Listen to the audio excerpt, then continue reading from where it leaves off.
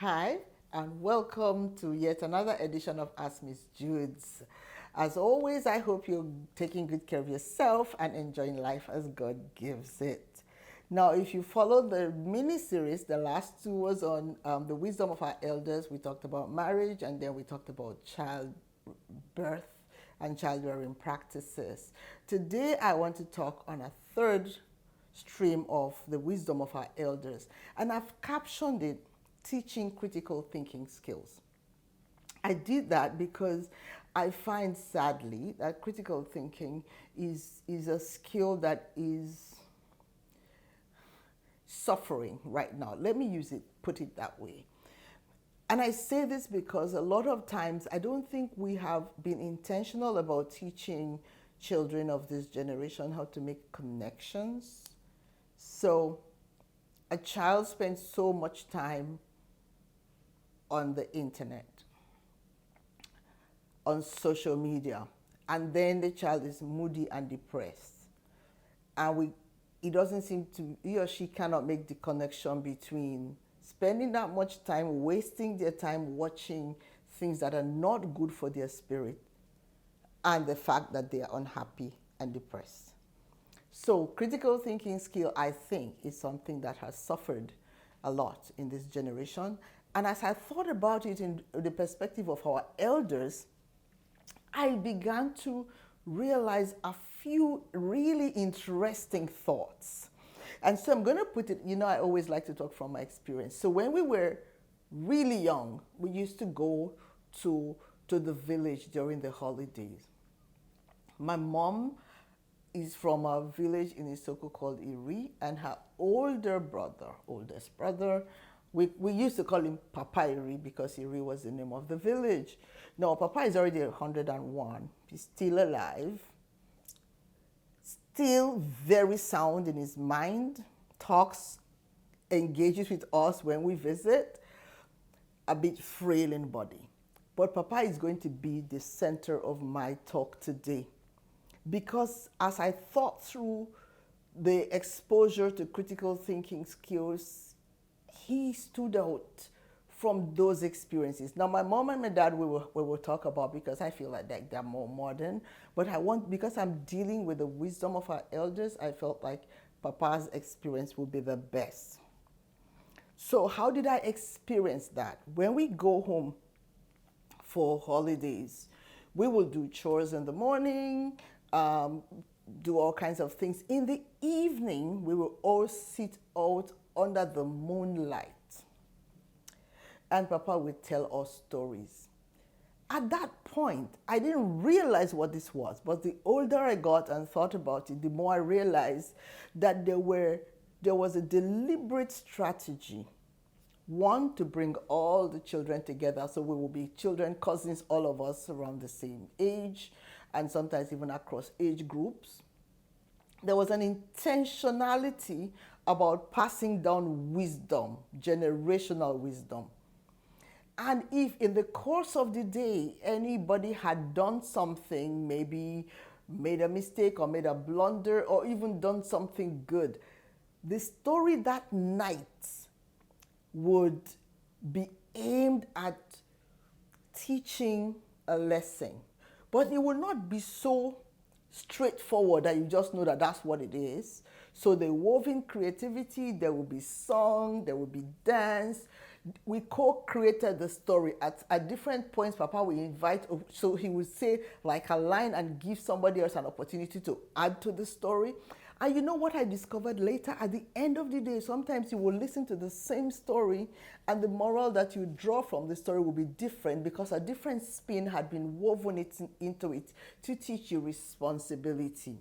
So there will be stories about people who didn't live within their means, those who were not contented and the outcomes that they suffered. There will be stories about people who maintained their integrity and how generations later their children were still benefiting from the results of the parents' integrity. So the fact that he used storytelling, which was something that children enjoyed, and the more I thought about it, the more I realized it was a cultural thing. It wasn't just Papa that was doing this. This was how our culture taught children how to be critical thinkers. If you took this step, if you did A, B was likely to follow, C is likely to follow, D is likely to follow. So you don't wake up and say, oh, how did this happen? It happened because you did something and you never thought about it.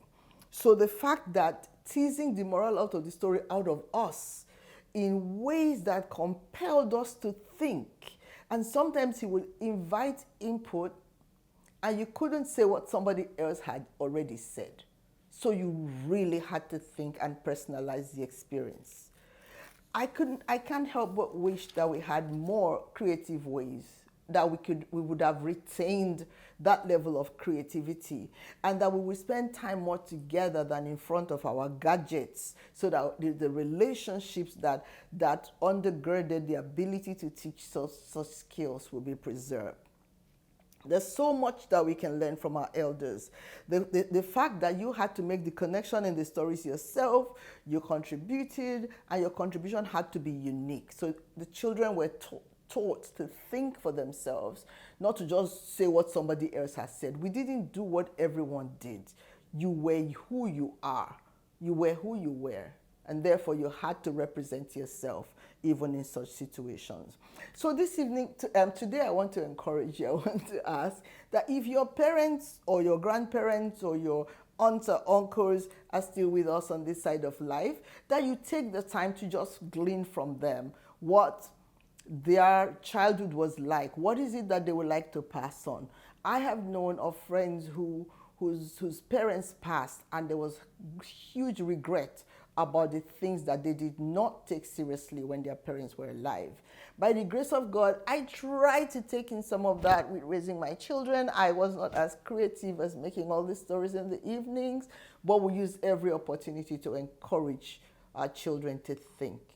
And while this is still called day, let me put it like that, using the biblical language, I want to encourage all of us to think.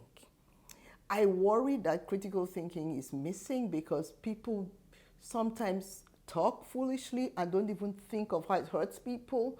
You make a statement that could have such a negative impact on so many, and somehow people just don't seem to care. And when there is a backlash, there is surprise.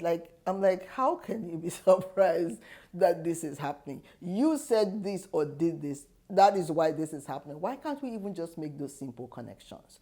Why can't we just go beyond the trivial to think of how much more life would be enjoyable, fun, respectful, if we could just take the time to reflect on the values that our elders carried with them, passed down to us, and how we can preserve that and pass it to our children as well, so that we will continue to build a world that we are all proud to be members of.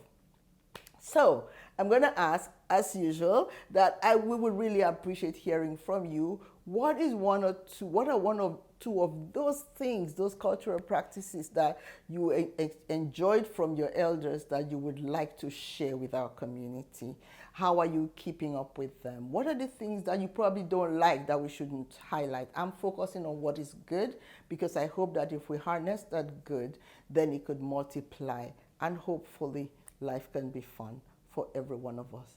Thanks again. As always, please like, share, and subscribe. Keep those questions coming in. And if you'd rather send an email, please do so to askmissjudes@gmail.com. So that's askmissjudes@gmail.com. askmissjuds@gmail.com. And I look forward to coming your way again real soon. Take good care of yourself and keep those questions coming in. Take care. Bye.